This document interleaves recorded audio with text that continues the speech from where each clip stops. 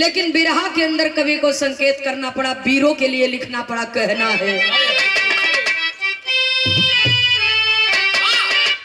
अरे झुकते ना तो झुकते ना कभी ना हरी, ये झुकते ना कभी ना हरी, गीतड़ी के झुकाने से गीतड़ी के झुकाने से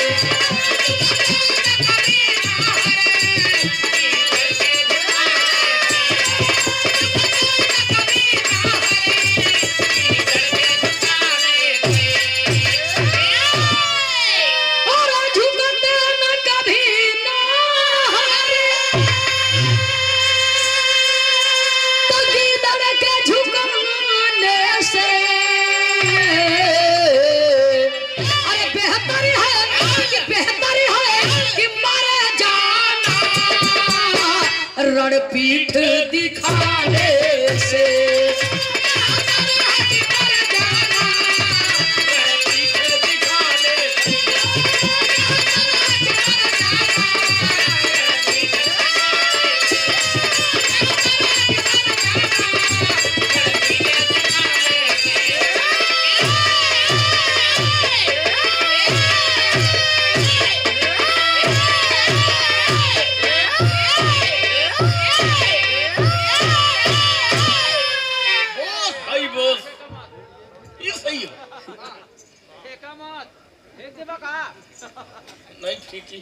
नहीं फेंकी तो ये नहीं कि बचे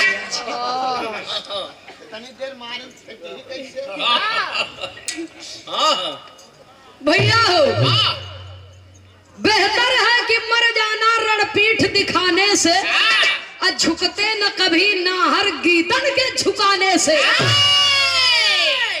बिरहा का शुरुआती हवे से बात, कहानी का शुरुआती हवे से बात। बनारस के धरती के दो जाबाज अनमोल रतन, स्वर्गीय बाबू बुल्लू जी, स्वर्गीय बाबू रामदेव जी। बाबू रामदेव जी का अंदाज कुछ और रहा है, बाबू बुल्लू जी का अंदाज कुछ और रहा है। तो हमार तो दुर्भाग्य रहा कि हमने उन महापुरुषों को देखा नहीं है, लेकिन कैसेट में सुने हैं। बाबू बुल्लू जी के नंबर आवे तो गावे कैसे कैसे गावे मास्टर साहब, कोशिश है, कहना है।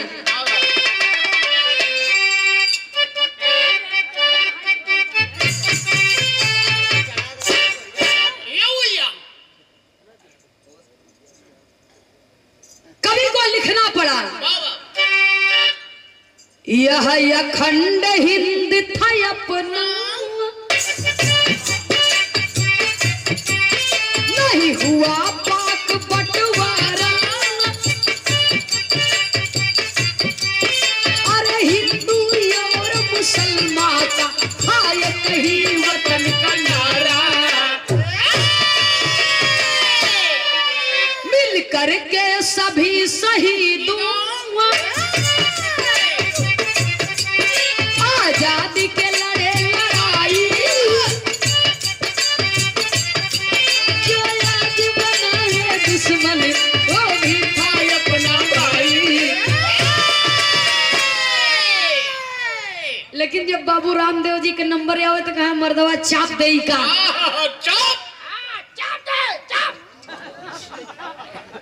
तब बाबू रामदेव जी गावे, कैसे गावे भैया हो।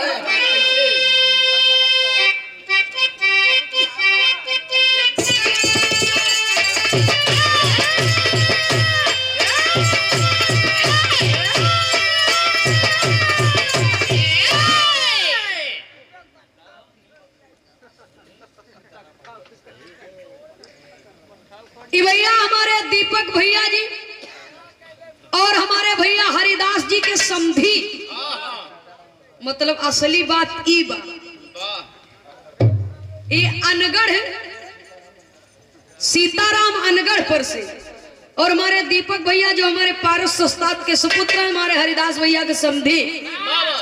सुंदर पुष्पहार है, 101 रुपया, बहुत बहुत सादर नमन है। मालिक सुखी रखे, परिवार सुखी रहे, जय श्री कृष्णा। कभी को संकेत करना पड़ा। बाबू रामदेव जी गावे, अब कैसे गावे भैया हो।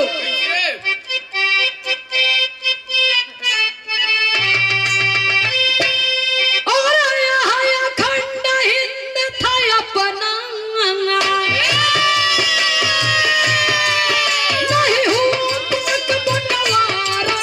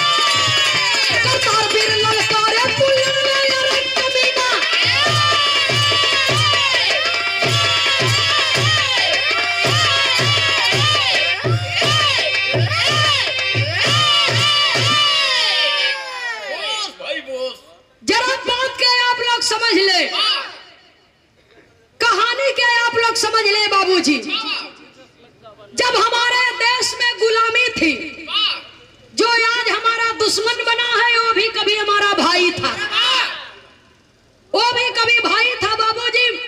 अंग्रेज से आया हुआ अंग्रेजों का एक पहलवान जेकर नाम ब्राउन्स पहलवान, ब्राउन्स पहलवान बाबूजी, और हिंदुस्तान की धरती पर आकर के ललकार दिया कि हाँ कोई माँ का लाल जो ब्राउन्स पहलवान से हाथ मिलाएगा, पूरे इंडिया में घूम घूम के ऐलान करत बा। जब तक ऊंट पहाड़ के नीचे नहीं जात तब तक ओके समझ में नहीं आवत कि हमारे ऊपर कोई बा। सुनने वाले बाबूजी, पूरे हिंदुस्तान में घूम घूम करके ऐलान कर रहा है, और जब ऐलान कर रहा है तो लाहौर की धरती पर एक विधवा माँ है।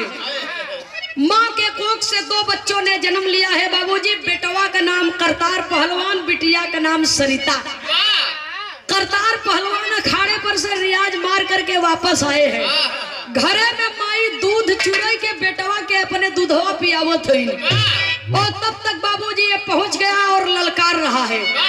तब ब्राउन्स पहलवान की ललकार सुन करके करतार पहलवान बाहर निकले, और बाहर निकल करके कहते हैं कि हरामखोर गद्दार साले,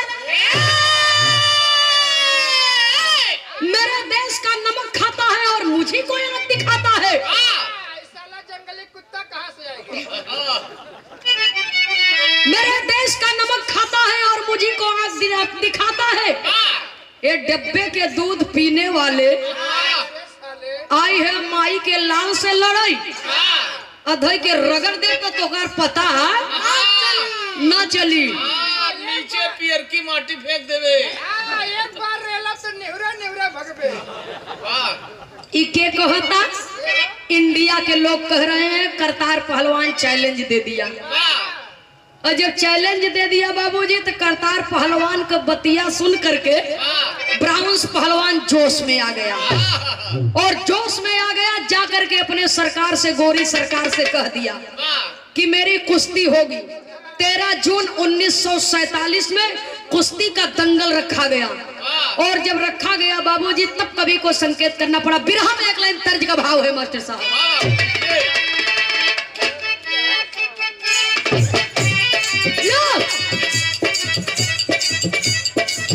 सैया दिल में गोया नारी का चलाई गाड़ी हो, सैया दिल में गोया नारी का चलाई गाड़ी हो, सैया दिल में गोया नारी का चलाई गाड़ी है,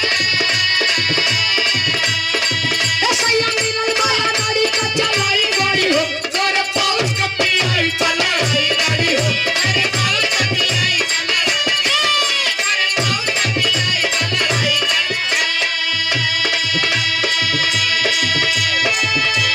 लेकिन बिरहा में कभी का संकेत करना पड़ा, कहना है बाबूजी। ठोकी ठोकी ताल वीर पहलवान घर, ठोकी ठोकी ताल वीर पहलवान घर, ठोकी ठोकी ताल वीर पहलवान घर, ठोकी ठोकी ताल वीर पहलवान घर, वही अखाड़ा पे हिंद का जवान गरज, वही अखाड़ा पे हिंद का जवान गरज,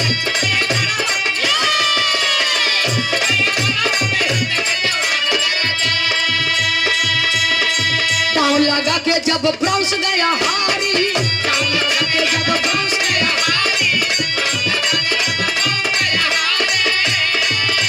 हिंद के जवान की सीने पर सवारी, हिंद के जवान की सीने पे सवारी, हिंद के जवान की सीने पे सवारी। भला पैरी को दिखा के आसमान गरज, भला पैरी को दिखा के आसमान गरज, भला पैरी को दिखा के आसमान गरज, भला पैरी को दिखा के आसमान गरज, वही अखाड़ा पे हिंद के जवान गरज, वही अखाड़ा पे हिंद के जवान गरज।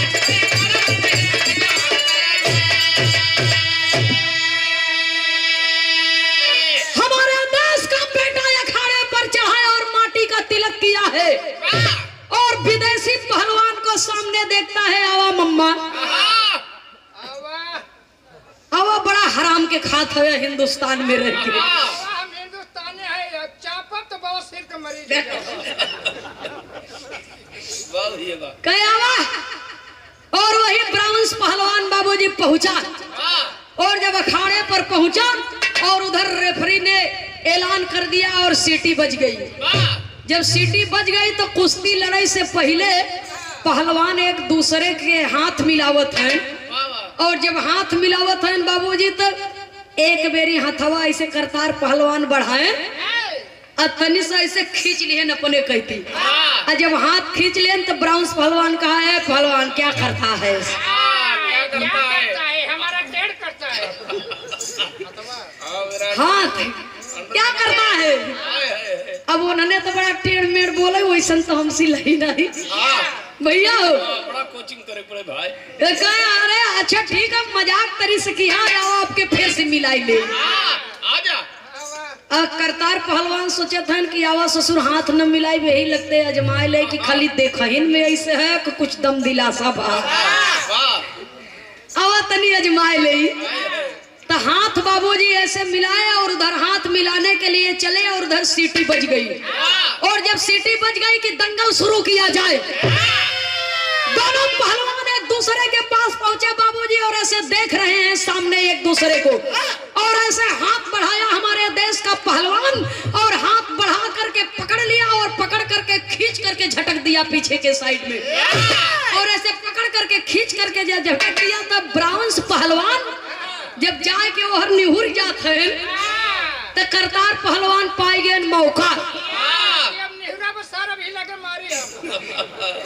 करतार पहलवान पाई गए मौका बाबूजी, और दोनों पहलवान अखाड़े के ऊपर भिड़ गए एक दूसरे से और लड़ाई करने लगे, दांव पर दांव खेलने लगे, और तमाम दांव पेच करने के बाद बाबूजी करतार पहलवान आखिरकार में ब्राउन्स पहलवान को अखाड़े के ऊपर उठा करके पटक दिए, और जब अखाड़े के ऊपर पटक दिए चारों खाना चित, तो करतार पहलवान ब्राउन्स पहलवान के बाबूजी सीने पर अपना घुटना रख करके ऐसे दबाते हैं और कहते हैं, कवि को बिरहा शैली में टेरी के भाव में लिखना पड़ा, कैसे मास्टर साहब।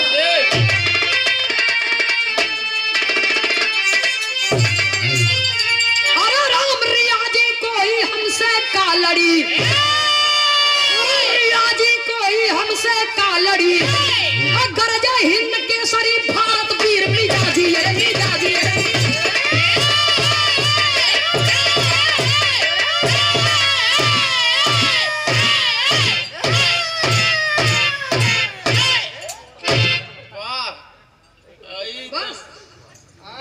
वही सारे चापत है पहलवानवा के। ये मुंह चमड़ा में का नाम है इनका? चीनी। अरे भाई इस लड़का शुगर कंपनी का लगा। ये देखिए हमारे लाला मास्टर साहब की नतनी है चीनी, वाह कितना मीठा नाम है। वाह वाह वाह, नाम तो बहुत मीठा है भाई। चीनी की ओर से ये पुरस्कार आया है, हमारे लिए इनके बदे आशीर्वाद बा, हमारे तरफ से इनके लिए आशीर्वाद है, ये आगे बढ़े, क्योंकि जिस परिवार में बेटियां नहीं होती है बाबूजी उस परिवार में लक्ष्मी का वास नहीं होता है। वाह वाह, केवल दीपावली को होता है। बहुत बहुत नहीं, तू हमारी बात समझत नहीं है। बहुत बहुत शुभ आशीर्वाद है।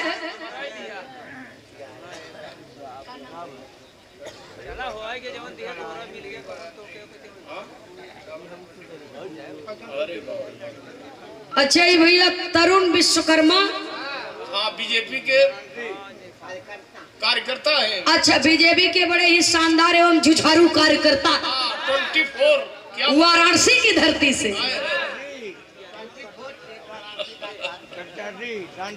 प्रतिनिधि सांसद है। अच्छा भैया ये सांसद प्रत्याशी प्रतिनिधि और ये बीजेपी के बड़े ही शानदार नेता हैं आप। ये भैया वाराणसी के धरती से आए हैं, मिर्जापुर के धरती पे बहुत बहुत आपका स्वागत है, और ये बहुत सारा पुरस्कार आपकी ओर से आया है, बहुत बहुत नमन है आपको।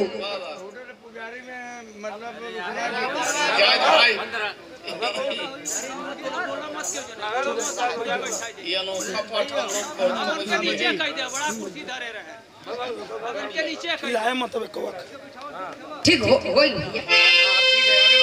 स्वर्गीय बिरहा सम्राट पूज्य बाबू पारसनाथ जी के सुपुत्र बड़े भैया दीपक जी जो गायक कलाकार हैं पड़री से, और हमारे बड़े भैया जी हरिदास भैया जी की ओर से, दीपक भैया जी की ओर से 51 रुपए का पुरस्कार, बहुत बहुत सादर नमस्कार है, आशीर्वाद की कामना है। कवि को संकेत करना पड़ा। हार गया ब्राह्मण दंगल, एक कई पटकनिया पे ही दशा। हार गया ब्राह्मण दंगल, मायूस हो लंदन आया है। हार गया ब्राह्मण दंगल, मायूस हो लंदन आया है। और आके मसविरा ब्लैक डायमंड फिर से कुश्ती रचवाया है। पढ़पत्र कहे करतार सिंह, पढ़पत्र कहे करतार सिंह, लंदन में लड़ने जाऊंगा। और खालिया कसम भारत मां की, फिर मैं झंडा लहराऊंगा। जब करतार पहलवान से ब्राउन्स पहलवान हार गए तो लंदन की धरती पर गया और हिंदुस्तान को बदनाम करने लगा पाजी कि इंडिया में हमारे देश के पहलवानों के साथ में बेईमानी होती है, वहाँ के लोग बहुत बेईमान और बदतमीज हैं।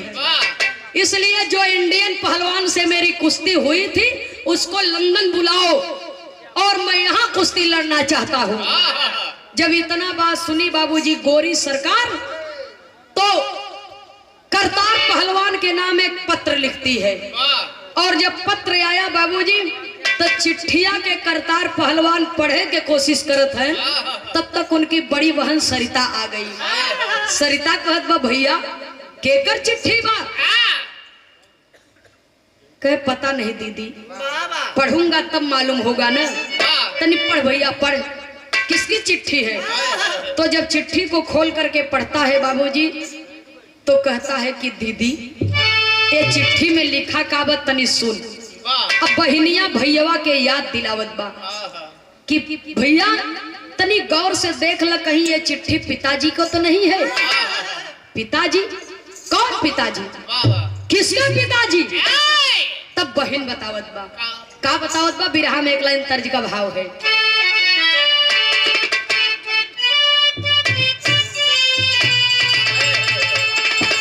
अरे रहली मत मातंग में,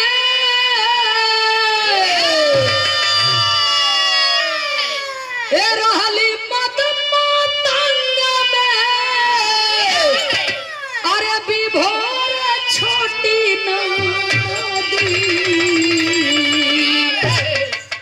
रतिया की झुलनिया लई गे चोर छोटी नदी, रतिया की झुलनिया लई गे चोर छोटी नदी, रतिया की झुलनिया लई गे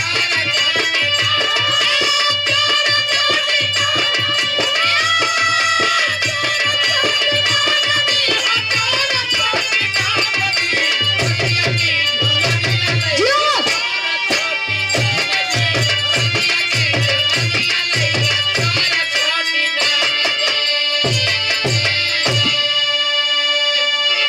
तरज का भाव बा। लेकिन बहन अपने भैया के बतावत बा, का कहत बा बाबूजी? अरे सरिता बोली आंसू भरी, तो सरिता बोली आंसू भरी, अरे नजर बीराना जी, सुनीला असली बाबू के खबरिया ये बीराना जी, सुनीला असली बाबू के खबरिया ये बीराना जी।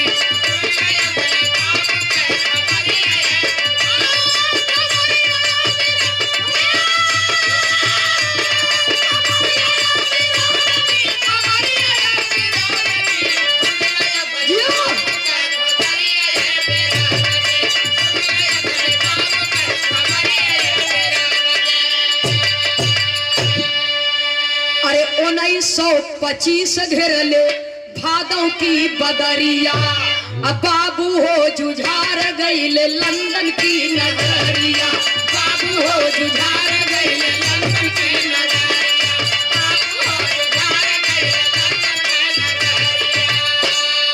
अरे जो उतरहिया था की गईली नजर बिराना जी, और ना ही मिलल बाबू के खबरिया जी। बहन बतावत बस सरिता की है भैया, अरे तुम तो बहुत छोटे थे, तुम्हें तो शायद पिताजी का चेहरा तक भी न याद हो, लेकिन अपने पिता का नाम रहा जुझार सिंह पहलवान। तुमने तो एक ही अंग्रेजी पहलवान को हराया है, उन्होंने न जाने कितने विदेशी पहलवानों को धूल चटा दिया अखाड़े के दरमियान। और 1925 में जैसी चिट्ठी आज आई है, ऐसा ही पत्र आया था पिताजी के नाम से। पिताजी लंदन चले गए लड़ने के लिए और आज तक वापस लौट करके नहीं आए। क्या मालूम जीवित भी है कि मर गए। तो देख भाई, शायद पिताजी की कोई खोज खबर हो। जब चिट्ठी को खोल करके करतार पहलवान पढ़ता है, कहता है कि नहीं रे दीदी, पिताजी की कोई खबर नहीं है, कोई संदेशा पिताजी के नहीं। तो भाई क्या लिखा है? तेरे भाई का बुलावा है लंदन की धरती पर, तो तू लंदन जाएगा? हाँ दीदी, जाना तो पड़ेगा। भैया अगर तू लंदन जाएगा तो मेरी बात याद रखना। बहनिया अपन आंचल फाड़ के भैया के कलाई में राखी बांध के माथा चूम के बड़ी बहन भाई के आशीर्वाद देता। चल भैया तनी माई से भी आशीर्वाद ले ले। माँ के पास जब बेटा जाता है आशीर्वाद लेने के लिए, तो माई अपने बेटवा का आरती उतार के बाबूजी विजय का टीका लगाती है और माथा चूम करके बाबूजी माई अपने लाल का एक उपदेश देते हैं। कौन सा उपदेश माँ देती है, जरा गौर करेंगे। ये थी हमारे माओ के हृदय में अपने देश के प्रति जज्बा बाबूजी, देश के प्रति भक्ति। तो माँ अपने बेटे को उपदेश देती है और कहती क्या है, बिरहा में एक लाइन बड़ी बेजोड़ धुन बा। स्वर्गीय बाबू रामदेव जी का ये धुन बा, हमसे तो न लही लह जाई तो शेर है, न लही तो सवा शेर। भैया ए बदे कहना है कैसे मास्टर साहब?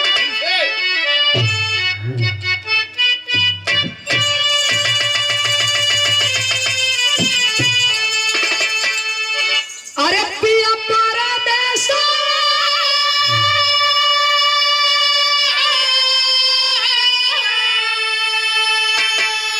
ए पिया परदेसा ना भावया ना अरे बिरही बनल बस जारिया हो गोरी उड़ी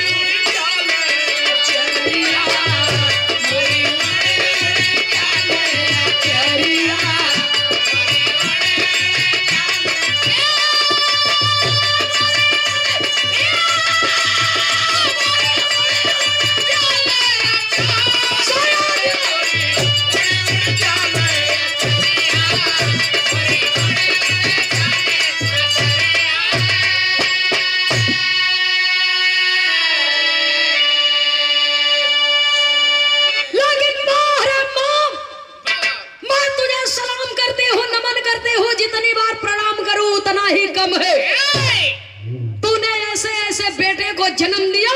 तेरे बेटे ने अपने देश के लिए अपनी गर्दन कटाने से तनिक भी हिचकिचाहट महसूस नहीं की, क्योंकि तुम भी वीर हो, वीरांगना हो।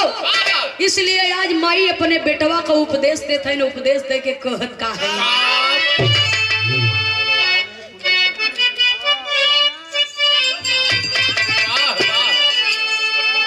अरे देशवा के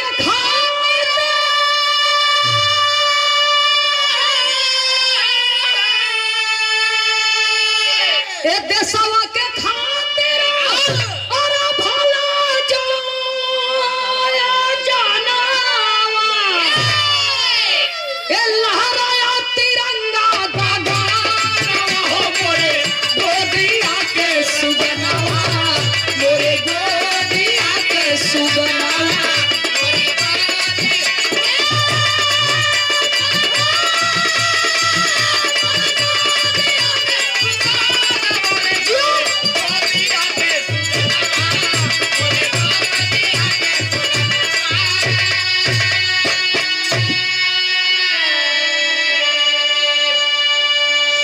देशवा के अपन नगरी माँ भूलई है।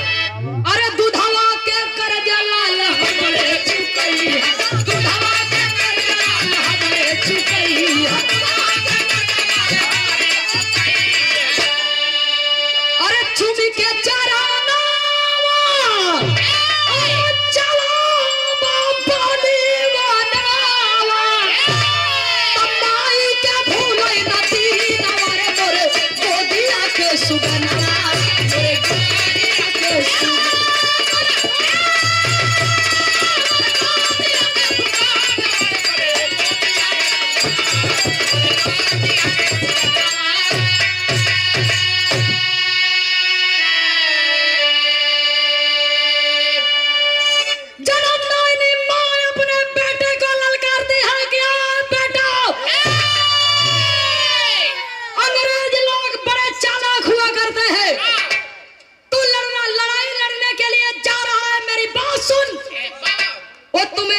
देंगे कई प्रकार का, तुम्हें तुम्हारे वजन से ज्यादा कई गुना रुपया सोना चांदी तौल दे कि पहलवान तो कुश्ती हार जाएगा तो मैं तुम्हें इनाम दूंगा, प्रथम इनाम दूंगा।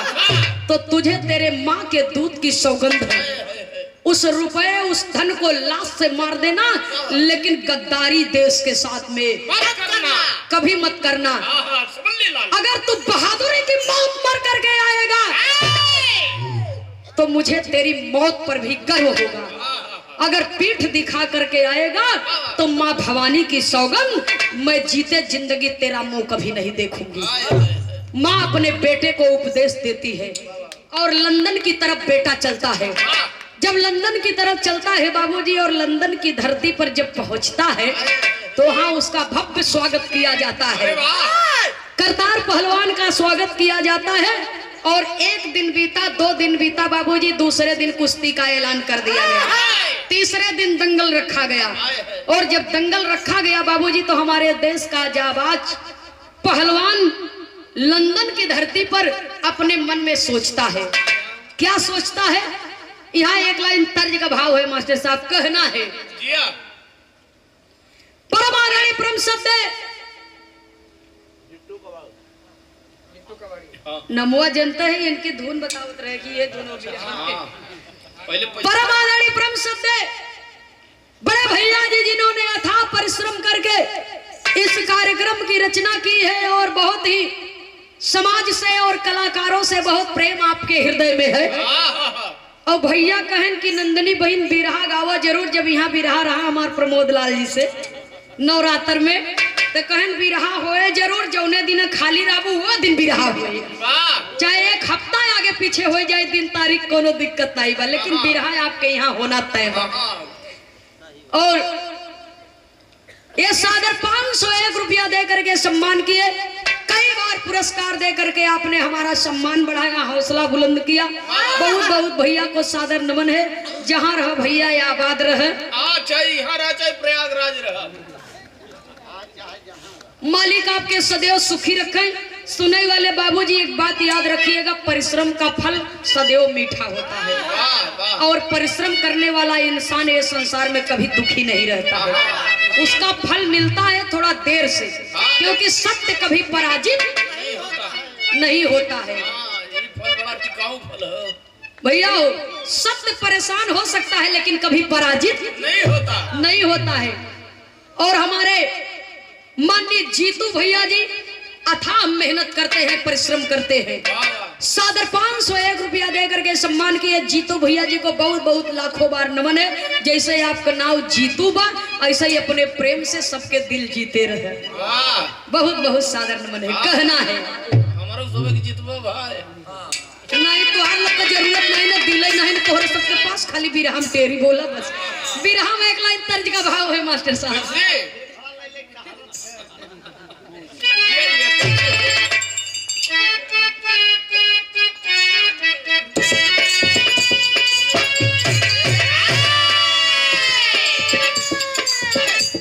शायद मिर्जापुर के चौलरिया है, बनारस के कचकचवा, और बनारस में एक एक हाथी कचकचवा धोने है, और देहात के ढुनमुनिया है, गांव देहात के कई नाम बा एकर। तो देखा एक गाँव है, दादा बाबा लोग पुरनिया लोग गाँव है, कैसे गाँव है भैया हो।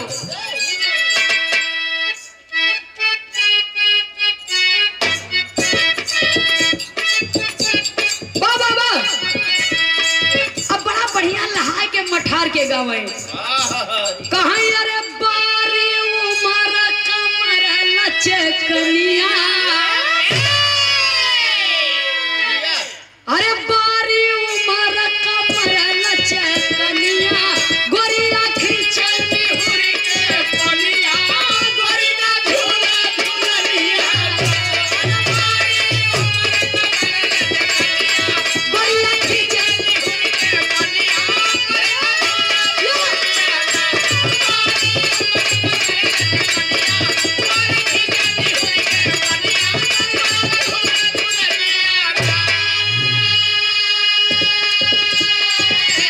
लेकिन हमारा देश का जाबाज पहलवान विदेशी धरती पर जब पहुंचता है तो कहता क्या है भारी शोर मचल बा लंदन का नगारिया हो समरिया हो यही के जवनवा का नगारिया हो समरिया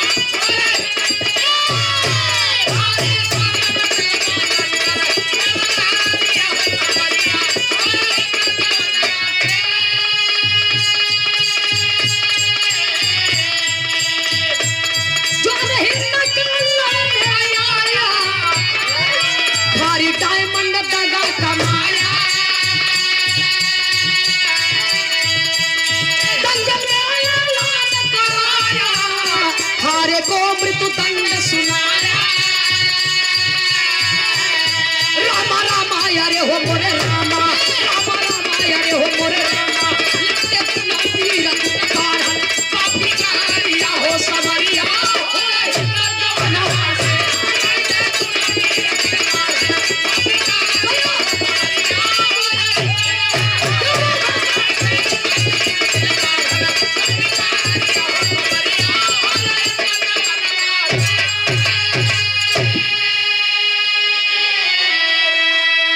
अखाड़ा के बीचों बीच इंडिया का पट्टा पहुंचा है बाबूजी इंडिया का पहलवान पहुंचा है और लंदन वाला एक पहलवान को अखाड़े के बीचों बीच उतारते हैं जौने पहलवान का नाम बा जॉनसन जौने पहलवान का नाम बा जॉनसन और जॉनसन की विशाल काय शरीर भारी भरकम शरीर और जॉनसन को जब देखता है बाबूजी हमारे देश का पहलवान करता है पहलवान तो अखाड़े के ऊपर करता क्या है बिरहा में कवि को संकेत करना पड़ा बाबूजी पपट के भाव में लिखना पड़ा पहले पैसा ले लो सेवा में श्रीमान बाबू सूरज सोखा जी भरोना से सादर 100 रुपया दे करके सम्मान किए बहुत बहुत सादर नमन आशीर्वाद की कामना है सेवा में श्रीमान किशोरी सोनकर जी 51 रुपया दे करके सम्मान किए बहुत बहुत सादर नमन है आशीर्वाद की कामना है बिरहा में कवि को संकेत करना पड़ा हमारे देश का पहलवान लंदन की धरती पर अखाड़े के बीचों बीच कहता क्या है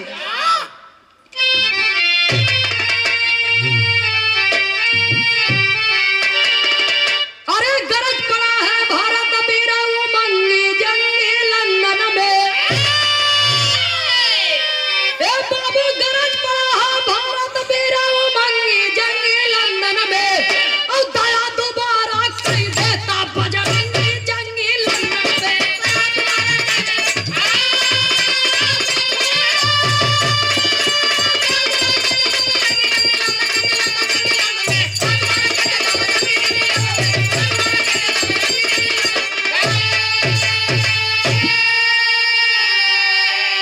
अरे नाम जानसन पहलवा का जो लड़ने को आया हो अल्लाह समय में भैया सारी बीती बात बताया हो अरे मार का जाना बच ना सका फिरंगी जंगी लंदन में और दया दोबारा कही देता बजरंगी जंगी लंदन में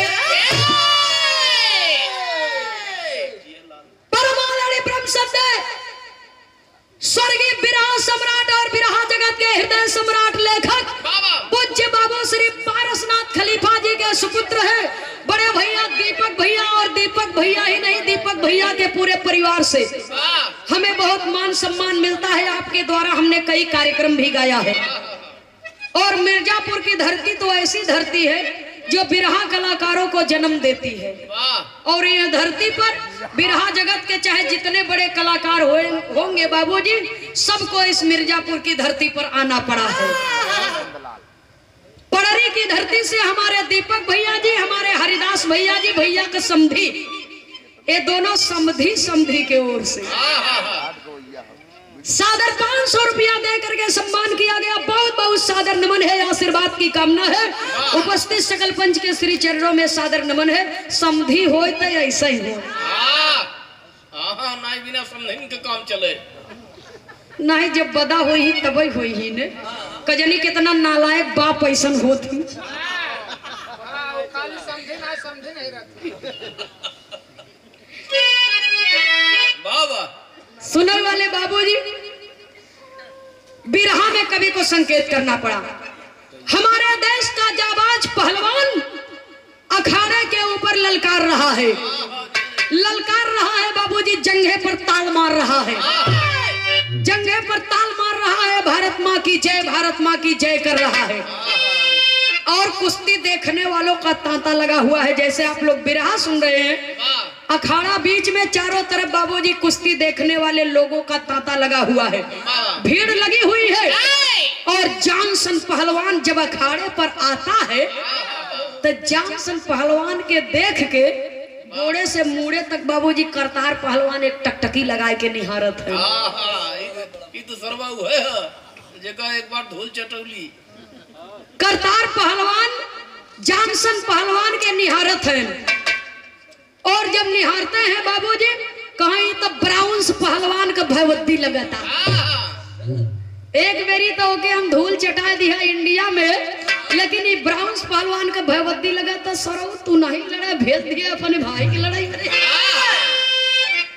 वही करतार पहलवान को देख करके जॉनसन पहलवान कहते हैं कि अरे बाह लाल बाह, तुहार इतनी कम उम्र बा और तोहरे माता पिता का इतना कठोर जीव कैसन हो गया कि तोहे भेज दिए लंदन के धरती पर लड़ाई बदे। अरे चले जाओ हार मान करके, अन्यथा मारे जाओगे। तेरी माँ की गोद सूनी हो जाएगी, तेरे पिता का सपना खो जाएगा।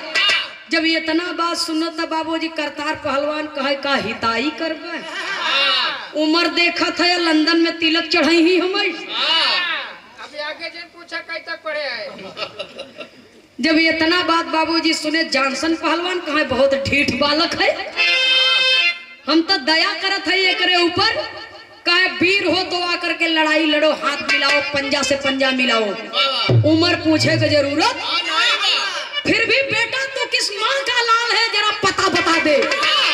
मैं तेरी उस माँ को नमन करता हूँ जिन्होंने तुझे जन्म दिया और तू लंदन की धरती पर लड़ने के लिए आया। बड़ी हिम्मत किए हो।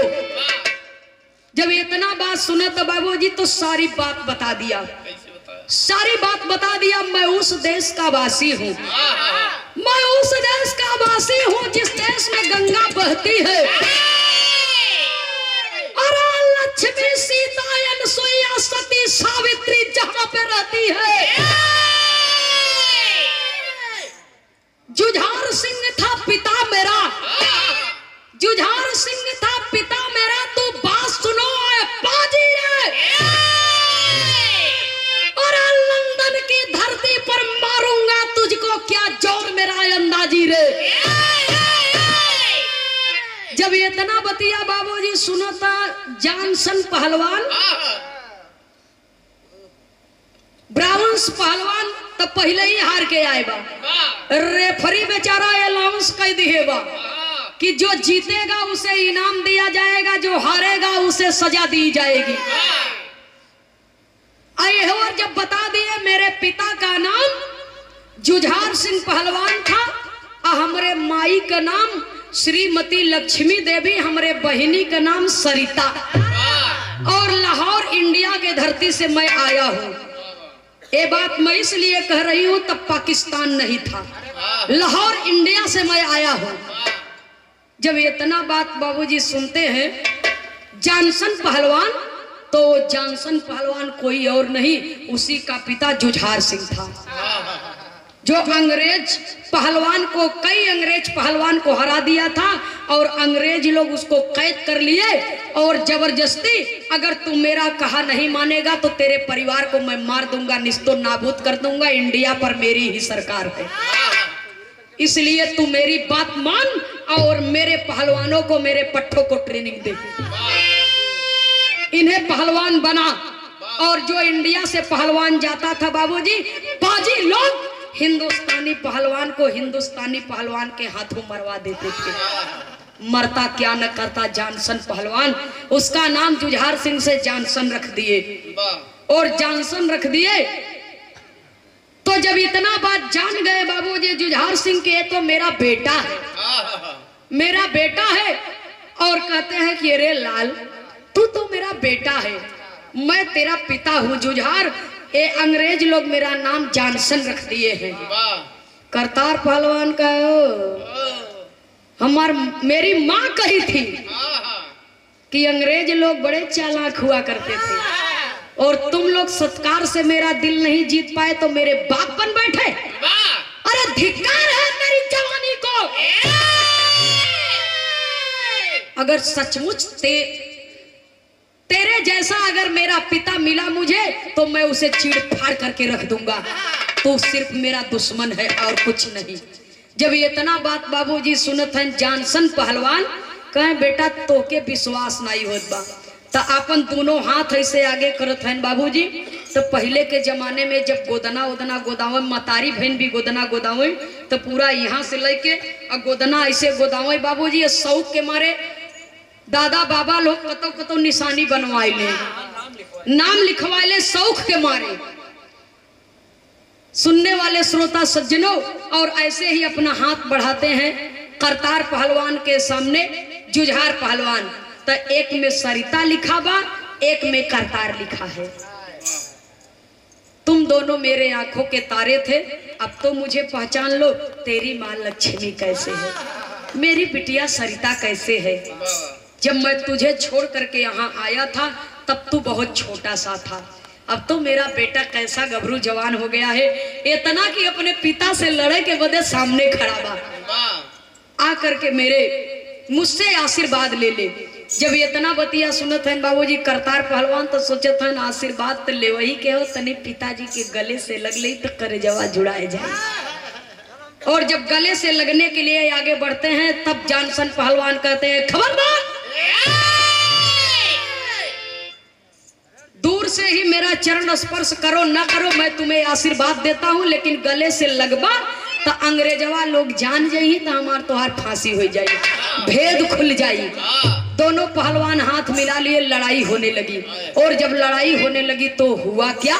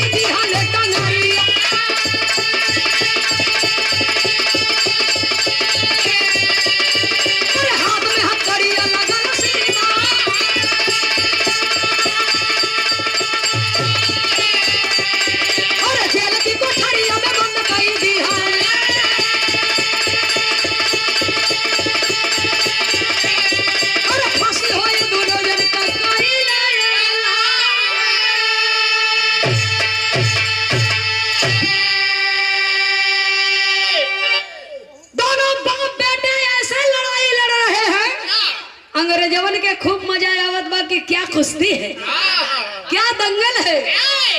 मजा आएगा। बाबू तनी दांव खेला था तो बेटवा उछल के ये पार से वो पार जात बा।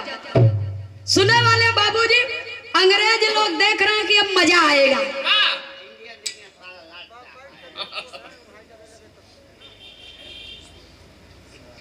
सेवा में श्रीमान मोती सोनकर जी बीडीसी महोदय जी की ओर से, क्षेत्र पंचायत सदस्य जी की ओर से सादर 201 रुपया दे करके सम्मान किया गया। बहुत बहुत सादर नमन है, आशीर्वाद की कामना है। क्षेत्र का आशीर्वाद आपके ऊपर बना रहे। सुनने वाले श्रोता सज्जनों, जब दोनों पहलवान लड़ रहे हैं तो रेफरी भी खूब खुशी होता कि कैसा इंडियन साला लड़ाई कर रहे हैं। भैया हो, दोनों पहलवान बाबूजी लड़ाई कर रहे हैं दिखावटी, दांव पर दांव वैसे ही झूठे मारत है, देखे वालन के सही सही लगता। लेकिन दोनों पहलवान लड़ाई कर रहे हैं, तब तक जो ब्लैक डायमंड रेफरी रहा और दोनों पहलवान वही के निशाना साधत है कि मौका पाओ तो यही के मुआ ऊपर, मौका पाओ तो यही के मुआ ऊपर। पहले हाथे में कोनो हथियार तो बा नहीं, वही दोनों पहलवान बाबूजी पहुंचे और रेफरी के पास में और रेफरी के गर्दनों पकड़ के दबोच दिए। खबरदार, हम ना होई, हम इंडियन हई। रेफरी के गर्दन पकड़ के दबोच दिए बाबूजी, ये पकड़ के मसक दिए। जब मूड़ी पकड़ के मसक दिए तब मम्मा के जीभ ऐसे टेढ़ हो गए, मुंह टेढ़ हो गए। क्यों मर जाए तो हंसे भैया हो। और असली कुश्ती जिन बतावा नुकसान करे भैया हो। रेफरी को मरता देख करके भीड़ में भगदड़ मच गई, और जब भीड़ में भगदड़ मच गई तो वहां पर कुर्सी लगा करके बैठा ब्राउन्स पहलवान के साथ में कई पहलवान कुश्ती देख रहे थे। ब्राउन्स पहलवानवा सोचत बा रेफरी के तो मुंह आई दी है, हम एकदम हराई दिए, पकड़ पे ही सारे तो कौन गति कर रही हमार कि हम है न जान पाऊ भाई, भगवानों न जान पाई। एक बार मैं मारे में सारा तक पिराता है। तो जब इतना बात अपने मनवा में सोचा था ब्राउन्स पहलवान, तो ब्राउन्स पहलवान सोचा था हम गत्ते से उठ के भाग ले, यही भीड़ में निकल ले, हमारी जान बच जाए। और जब ब्राउन्स पहलवान कुर्सी से उठ करके बाबूजी भागना चाहता है, कुछ ही दूर गया होगा, बाप बेटे की नजर पड़ गई, दौड़ा लिए और दौड़ा करके बाबूजी ब्राउन्स पहलवान को पकड़ लिया। वे साले बड़ा गिटर पिटर करता है, भागकर जाओगे कहां? वही ब्राउन्स पहलवान के ऊपर क्रोधित हो गए पिता और पुत्र दोनों, और टांग पकड़ के एक कहती बाप खींचता, एक कहती बेटवा, और खींचत हैं बाबूजी। जब पैर पकड़ के एक ओरी बाप एक कहती बेटवा, तो जैसे ही बाबूजी एक एक इंची होकर शरीर फटता है, वैसे ही वो चीख पुकार के संगे इतना जोर ऐसा चिल्लाता। कहाँ ससुर हमारे हिंदुस्तान का हैरान कई धै दिए है, तोहरे जैसे क्यों मिले तो हम ओके हलाल देवे हो जान ली है। आज तो है दो चार छठनी के मार के तबई जाए। सुनने वाले श्रोता सज्जनों, ब्राउन्स पहलवान को दोनों बाप बेटा चीड़ फाड़ करके रख दिए, और जब चीड़ फाड़ करके रख दिए और भागना चाहते हैं, तब तक अंग्रेजी पुलिस आकर के घेराबंदी कर लेती है और पिता और पुत्र को बाबूजी कैद कर लिया। पिता और पुत्र को कैद कर लिया, हाथों में हथकड़ी, पाँव में बेड़ी ले जाकर के बाबूजी बंद कर दिया, कैद खाने में बंद कर दिया। पुलिस वो नहीं के बा, थाना अदालत कुल वो नहीं के बा, वकील जज सब कुछ हो नहीं के बा, अपना क्या था उस जगह पर, न्याय करे चाहे अन्याय करे। सुनने वाले श्रोता सज्जनों, 14 अगस्त 1947 को 14 अगस्त 1947 को हिंदुस्तान की धरती पर एक ऐलान किया गया। लाहौर की धरती पर एक चिट्ठी आती है करतार सिंह के माँ के नाम से, और जब सरिता बहनिया चिट्ठिया पढ़त बा तो नाच नाच के अपने माई के बतावत बा कि अरे माई बहुत खुशी के बात बा, कल हमार भैया लंदन से वापस आवत है और भैया ही नहीं तो हर मांग इतना दिन के सुनी पड़ी बा, भैया के संगे पिताजी भी आ रहे हैं। तो हमार परिवार के गुलशन जो मुरझाया हुआ है एक बार परिवार के बगिया फिर से खिलखिलाए के हंस उठी। तो माई बिटिया प्रसन्न है, न रोसी पड़ोसी के लोग ही नहीं बल्कि पूरे हिंदुस्तान के लोग, जहां जहां ये खबर पहुंचती है सब लोग अतिशय प्रसन्न है। लेकिन उस जगह पर बाबूजी 14 अगस्त 1947 को 12 बजे रात्रि में, देखिए पाजियों की चाल, 14 अगस्त 1947 को 12 बजे रात्रि में दोनों बहादुरों की फांसी लंदन की धरती पर दी गई। और जब लंदन की धरती पर दी गई बाबूजी तो 15 अगस्त 1947 को तमाम कुर्बानियों के बाद हिंदुस्तान को बाबूजी आजादी घोषित की गई। संपूर्ण आजादी नहीं मिली थी उस समय, केवल आजादी का ऐलान किया गया था।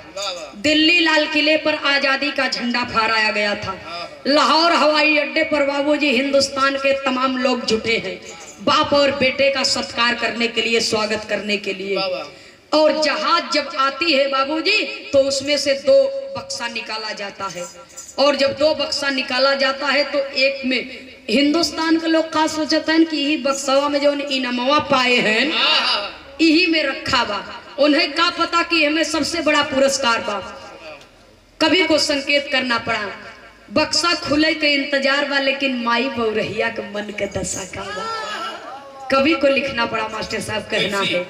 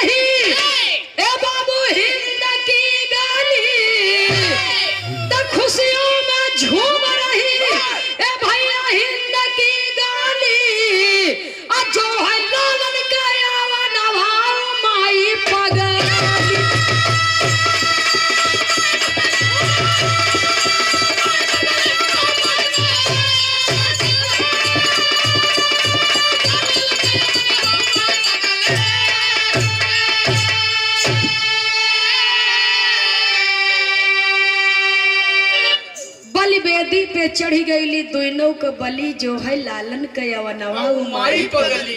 सब लोग तो खुशी है लेकिन माई बहुरहिया के दिल में धड़कत बा, करेजा में छटपटात बा, करेजा पर चैन नहीं पड़त बा बाबूजी, मन में चैन नहीं पड़त बा।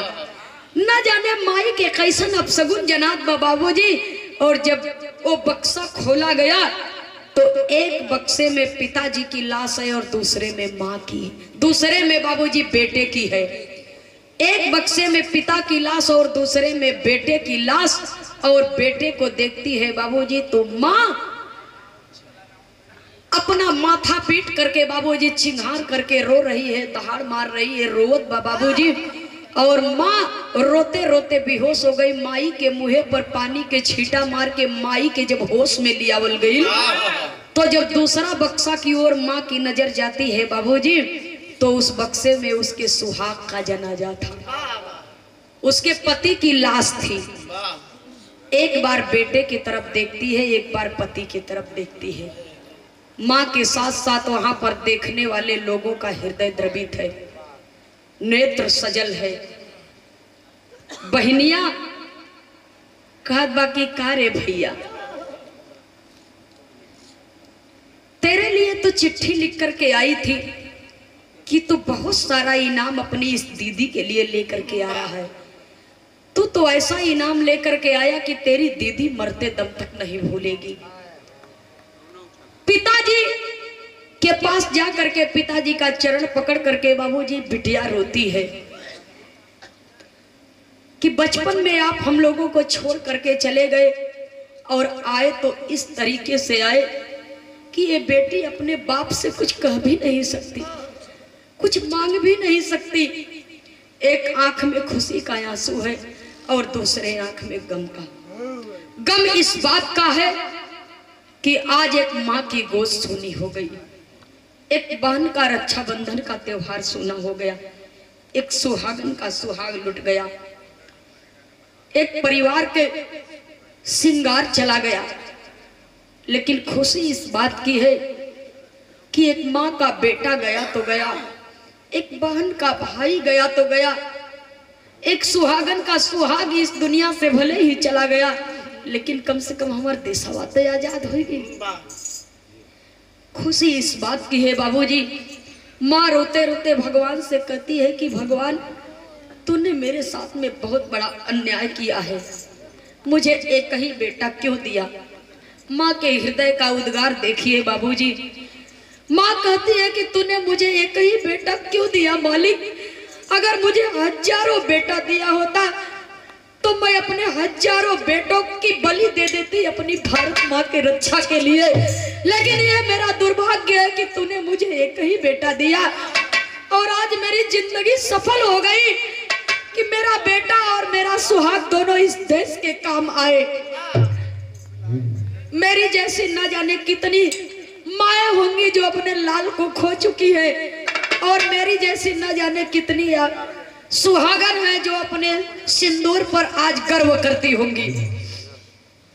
इसलिए लिखा गया बाबूजी, जवनिया लाखों बेदी पर चढ़ी, हुए कुर्बान भगत सिंह झांसी वाली रनिया रे जवनिया लाखों बेदी पर चढ़ी। दोनों भारत के जाबाज पहलवानों को बाबूजी बड़े शान सम्मान के साथ में अंतिम संस्कार किया गया। पूरा का पूरा हिंदुस्तान रो रहा है बाबूजी कि बाहर हमारे देश का शेर, हमारे देश के लिए तुमने अपने जीवन को कुर्बान कर दिया, तेरा जन्म सफल हो गया। आखिरी और अंतिम प्रमाण में कवि को संकेत करना पड़ा बाबूजी। 14 अगस्त 1947 को हमारे देश के लिए आजादी घोषित की गई थी और 26 जनवरी 1950 को हमारे भारत में संपूर्ण आजादी मिली। तो ऐसे देश के वीर और वीरांगनाओं को मैं सत नमन करती हूँ जिन्होंने अपने देश के लिए अपने प्राणों की आहुति दी और अपने देश के लिए अपना एक एक कतरा लहू बहा दिया।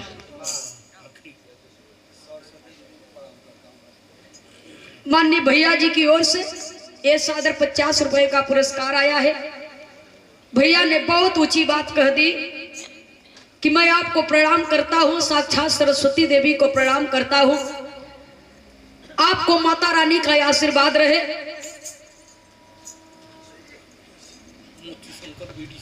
सेवा में श्रीमान बाबू मोती सोनकर जी क्षेत्र पंचायत सदस्य की ओर से बीडीसी महोदय जी की ओर से सादर 100 रुपया देकर के सम्मान किया।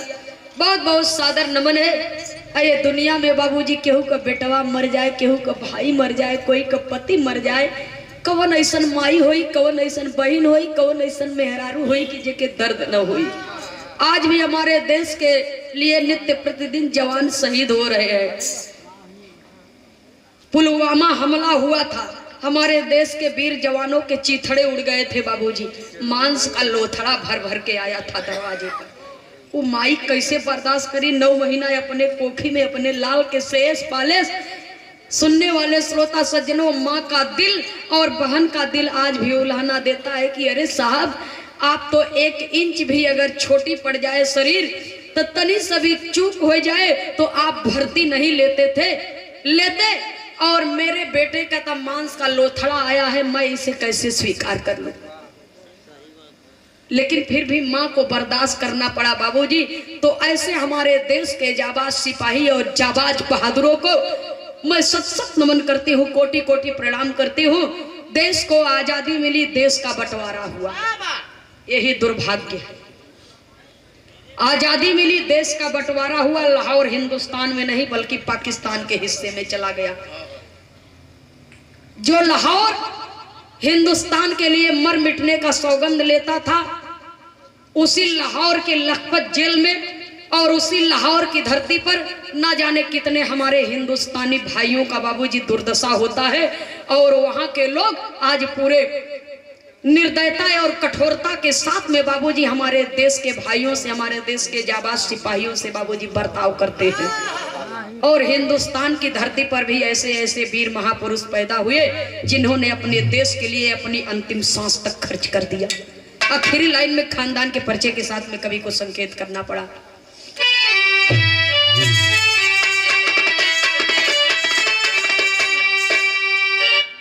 स्वामी सीताराम हित जी स्वर्ग मिलिए बसेरा, राम किशोर मंगल जी कहते ला दो नया सवेरा।